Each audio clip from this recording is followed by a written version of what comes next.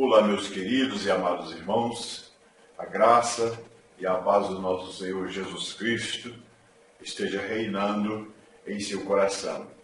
É o meu desejo para você, aqui no início dessa segunda lição do nosso terceiro trimestre de 2016, que vem com o título Deus, o primeiro evangelista. Esta é a lição do dia 10 de julho de 2016.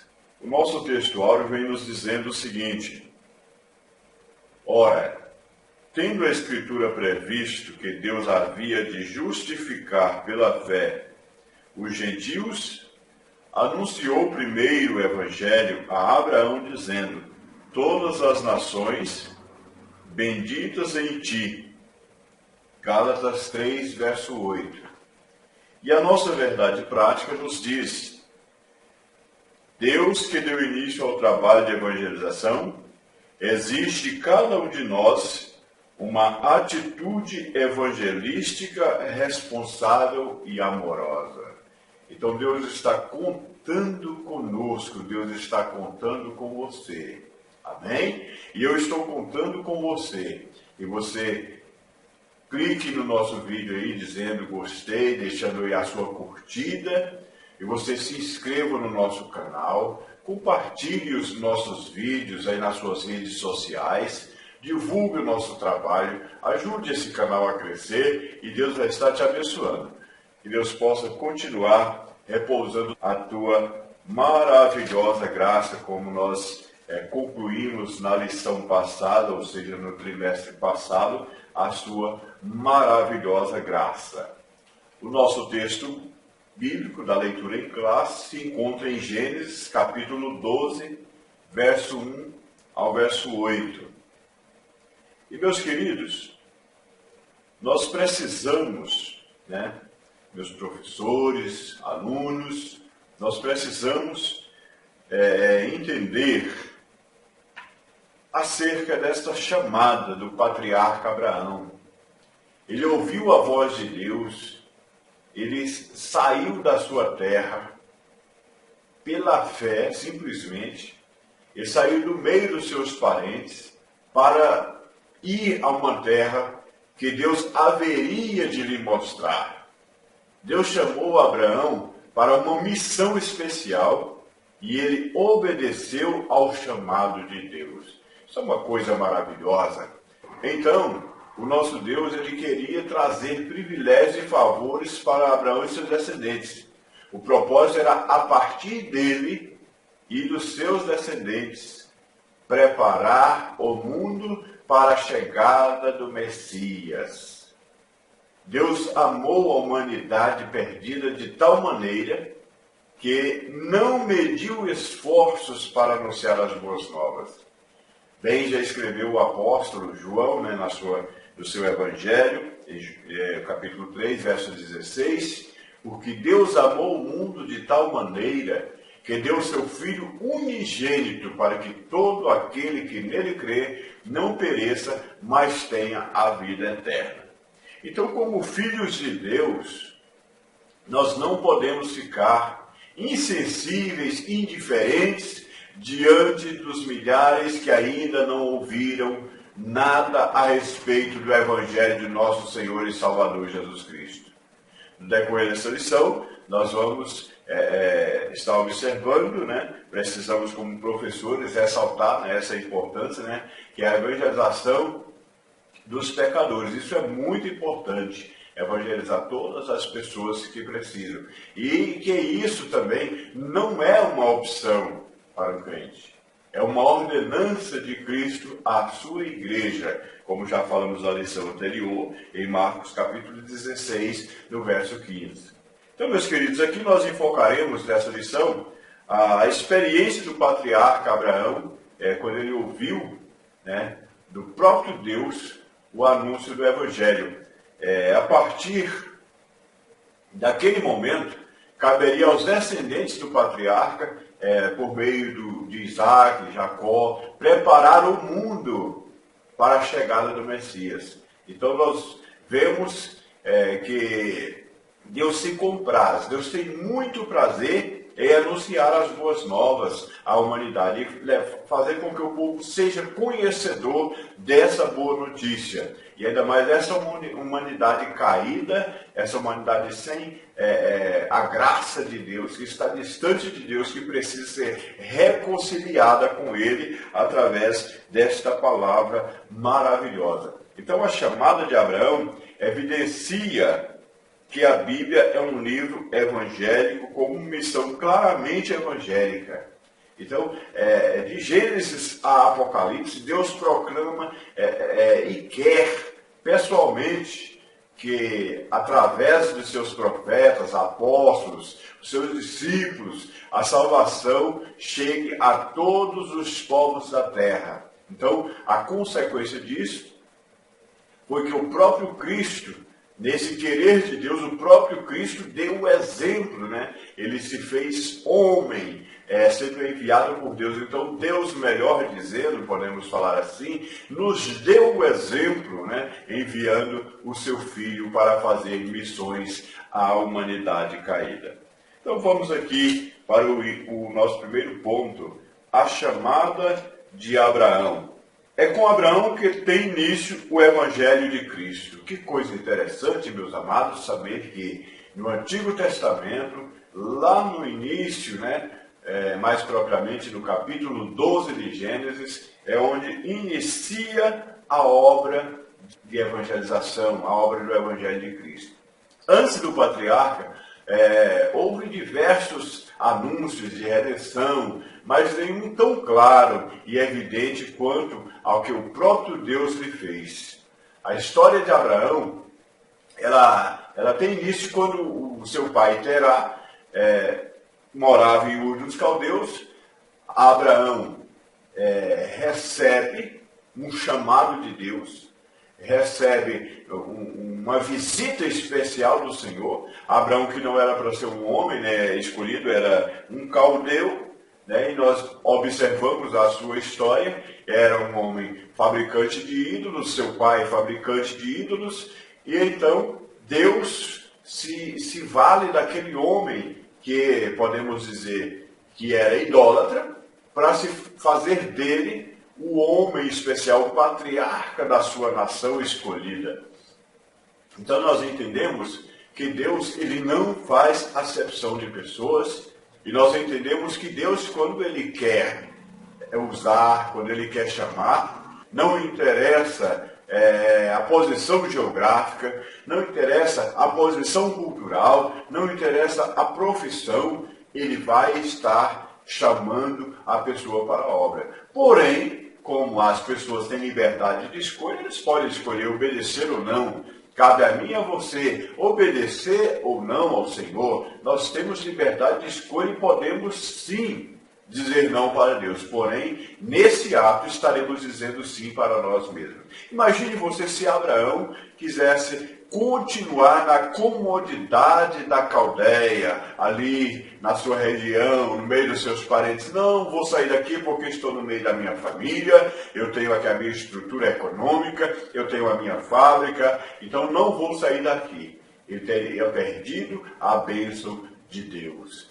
Ele teria perdido o grande privilégio de Deus. Então Deus chama Abraão e ele sai para a região que Deus haveria de mostrar. Mas ele leva o seu pai, ele leva o seu sobrinho. E Deus havia dito para ele para deixar toda a sua parentela. Mas lá na frente, antes dele sair do seu país, o seu pai morre, né?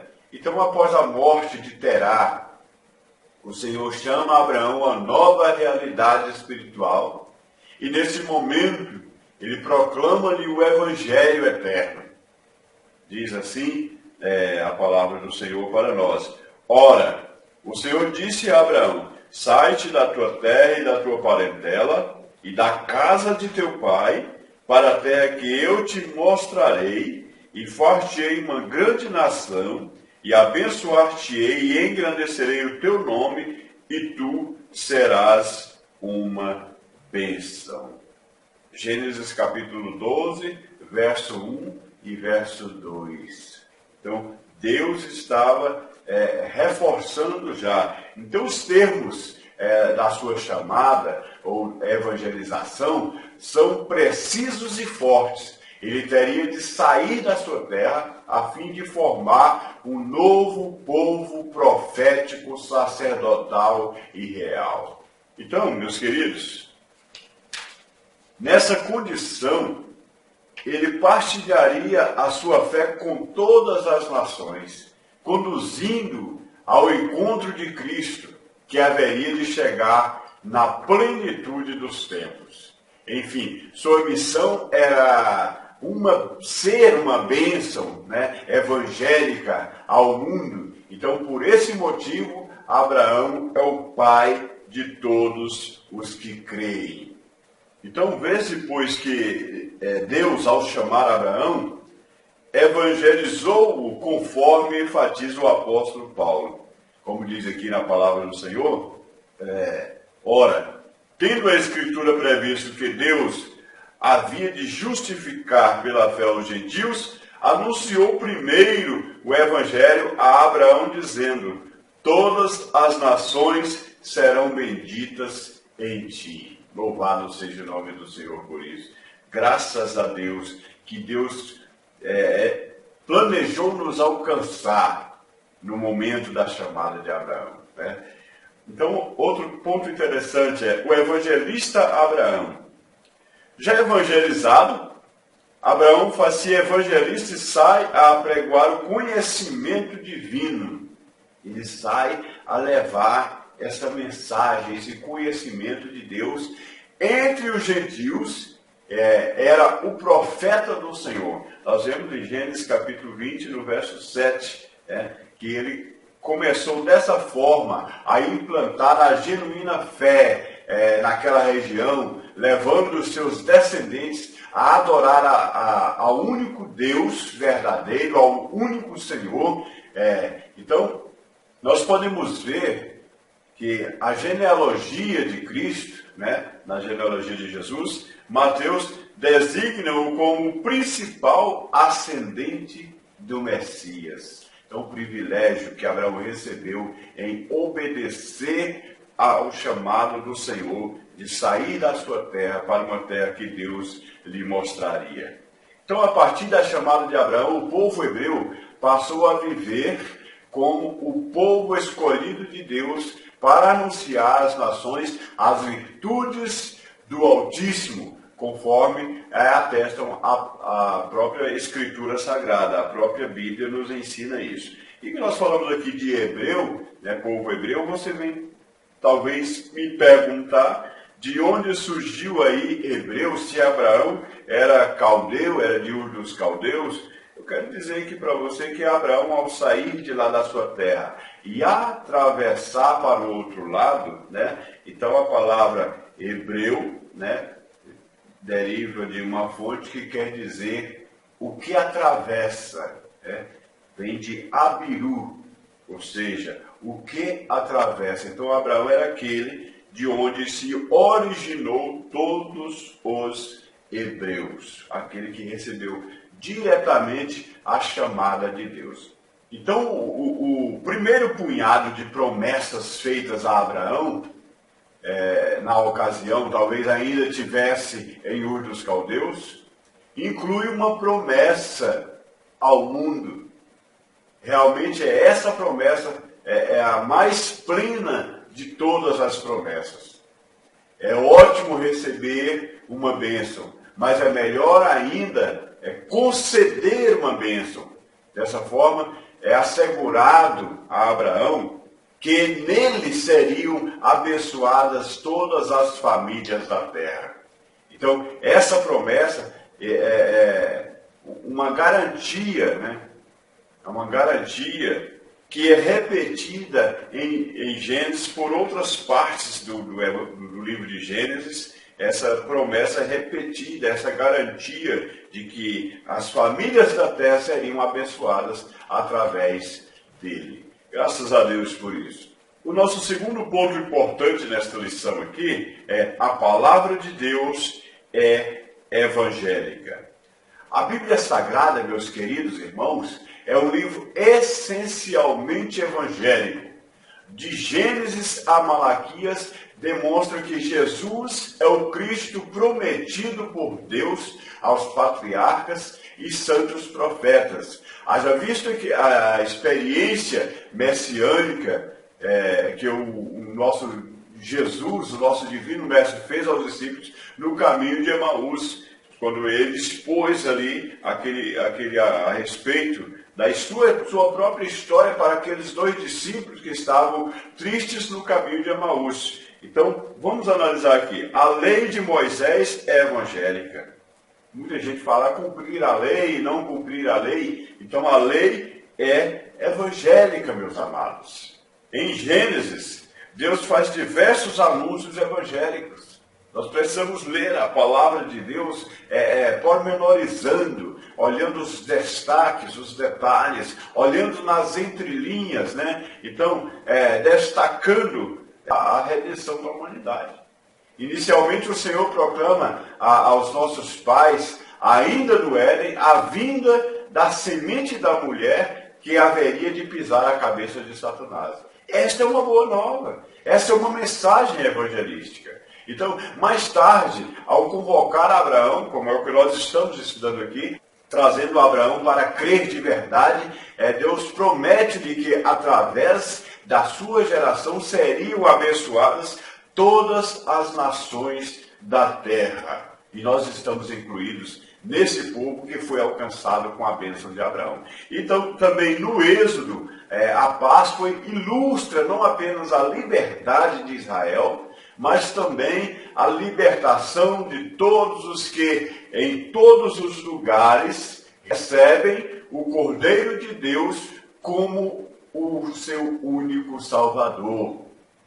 Somente Jesus é capaz de tirar os pecados do mundo. João capítulo 1, verso de 29. O Cordeiro de Deus que tira o pecado do mundo. E finalmente, em Deuteronômio, Moisés fala abertamente sobre o Messias que havia de vir. Ele diz assim: o Senhor teu Deus te despertará um profeta do meio de ti e de teus irmãos, como eu, a ele ouvireis. Deuteronômio 18, verso 15. Então estão aí, boas notícias, boas novas, mensagens salvíficas em favor de toda a humanidade. Mensagens de boas novas, de fato. Outro ponto importante que podemos destacar aqui: a história de Israel também é evangelística. Então, no auge da história de Israel, quando o povo de Deus já se havia libertado de todos os seus inimigos por intermédio de Davi, o Senhor promete ao seu ungido. A seguinte palavra diz o Senhor: porém a tua casa e o teu reino serão formados ou firmados para sempre diante de ti. Teu trono será firme para sempre. Segundo Samuel, capítulo 7, verso 16. Então, meus queridos, essa promessa declaradamente evangélica refere-se ao Senhor Jesus, que, além de ser conhecido como filho de Davi, é aclamado como Rei dos Reis e Senhor dos Senhores. E muitas vezes, enquanto ele estava aqui, aclamado como Rei dos Judeus. Então, nós podemos também observar esse detalhe importante a respeito da própria história de Israel, que também é uma história evangélica, uma história de boas novas. Outro ponto interessante é o seguinte: a poesia de Israel é evangélica. Na poesia de Israel, o Senhor anuncia a chegada do Salvador através de versos e cânticos. O próprio Jó, que estava vivendo momentos difíceis, ele disse: porque eu sei que o meu Redentor vive e por fim se levantará sobre a terra. Jó 19, verso 25. No inário de Israel, Davi, o grande, o suave cantor, profetiza o triunfo de Jesus. Em várias partes nós encontramos isso acontecendo. Nós temos aqui o Salmo 2, onde ele fala a respeito do Messias, mas também descreve, né, de uma forma bem clara o sofrimento em favor da humanidade. Nós temos aqui o Salmo 22, que mostra claramente o ato do sacrifício de Jesus na cruz. E nós temos também uma bela referência acerca da sua morte e ressurreição no Salmo 16, no verso 10. E também os profetas. Os profetas também são evangélicos. Muito interessante, irmãos, para pessoas que sempre desprezou o Antigo Testamento, colocando como lei, como parte que foi cumprida, parte caduca da Bíblia, né? E querer cumprir simplesmente o Novo Testamento. Existem pessoas, existem cristãos que leem apenas o Novo Testamento, mas os profetas também são evangélicos. Os profetas, inspirados pelo Espírito Santo, eles descreveram a vida de Cristo detalhadamente. Nós podemos ver, o próprio Isaías profetizou acerca da concepção virginal de Jesus. E também ele fala do seu sofrimento vicário, o seu sofrimento de nos substituir na cruz do Calvário, de morrer em nosso lugar. Jeremias também falou da nova aliança que o Senhor, por intermédio do Israel messiânico, haveria de estabelecer com toda a humanidade. Miqueias também mostrou o lugar do nascimento de Cristo e Daniel revelou a sua soberania. Olha, meus amados, então todo o Antigo Testamento nós vemos o agir de Deus, nós vemos a ação completa de Deus em pregar as boas novas de salvação, o Evangelho para alcançar todas as famílias da terra. Louvado seja o nome do Senhor por isso. Nosso terceiro tópico, muito interessante, vem com o título Executando o Trabalho de Deus. Então, seguindo o exemplo do próprio Deus, Israel deveria evangelizar o mundo, preparando-o para a chegada de Cristo. Mas, infelizmente, Israel apostatou-se da fé abraâmica, aquela fé genuína que Abraão recebeu de Deus. Israel abandonou na sua apostasia, e por isso o Senhor disciplinou os inimigos com os cativeiros, levando para o exílio, né? Inclusive no exílio babilônico. Mas mesmo assim, em seu estado de fracasso, isso não impediu o agir de Deus. Os israelitas cumpriram parcialmente a missão que Deus havia lhes dado, que Deus havia lhes confiado através das promessas feitas a Abraão. Israel, mesmo assim, no exílio, cumpriu em parte, porque a promessa de Deus, Deus não deixa a sua palavra cair por terra. Deus leva a cabo aquilo que Ele promete. Graças a Deus por isso que nós esperamos nas promessas de Deus. Temos um ponto interessante aqui, que é o título seguinte: Israel e a evangelização mundial. Os israelitas contribuíram para a evangelização do mundo, porque deles vêm os patriarcas, a lei de Moisés, os pactos, os profetas, as escrituras, o próprio Cristo. Então, como nós vemos aqui em Romanos, voltando, né, lembrando do trimestre passado, né, então tudo isso provém, né, do povo de Israel, e por isso Israel é bem aceito por Deus, né, só que não poderia, né, se gloriar disso, porque esses privilégios vieram acompanhados de responsabilidade. Então, quando nós aceitamos Jesus, nós temos o privilégio de receber a paz interior, a tranquilidade de vida, a esperança de salvação, mas essas bênçãos que são nos dadas, elas vêm com a responsabilidade de pregarmos o Evangelho, de levarmos a mensagem do Senhor.